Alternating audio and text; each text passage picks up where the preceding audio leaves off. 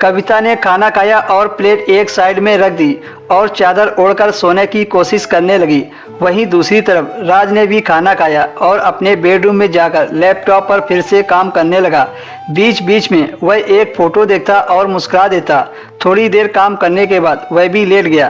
कविता को अब हल्की हल्की नींद आ रही थी। वह सो गई, पर अभी भी उसके दिमाग में राज के आ जाने का डर था। वह उस बेड पर सिमट कर लेटी रही और धीरे धीरे वह गहरी नींद में सो गई।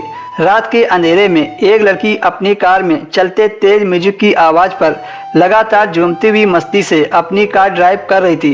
तेज आवाज़ के साथ स्पीड में चलती और ऊपर से तेज म्यूजिक पर वह लड़की बेफिक्र से गाड़ी चलाए जा रही थी।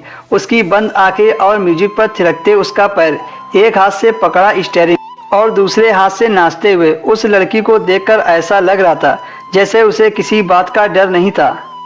तभी अचानक उसे अपनी गाड़ी में बहुत तेज झटका लगा।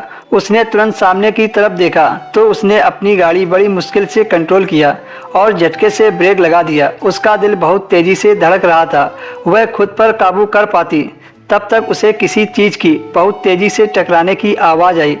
उस लड़की ने इधर उधर देखा पर कोई नज़र नहीं आया तो वह गाड़ी लेकर थोड़ा आगे बढ़ गई। उसे एक पेड़ से टकराई गाड़ी दिखी जिसमें से धुआं निकल रहा था। वह लड़की अपनी गाड़ी से उतरी और आगे बढ़कर उस गाड़ी की तरफ बढ़ने लगी।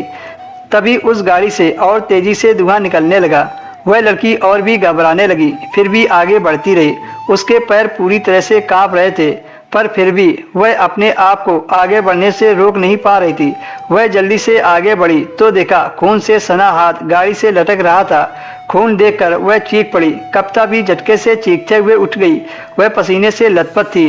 वह डर रही थी कि कहीं राज ना आ जाए और मेरे साथ फिर से शुरू ना हो जाए।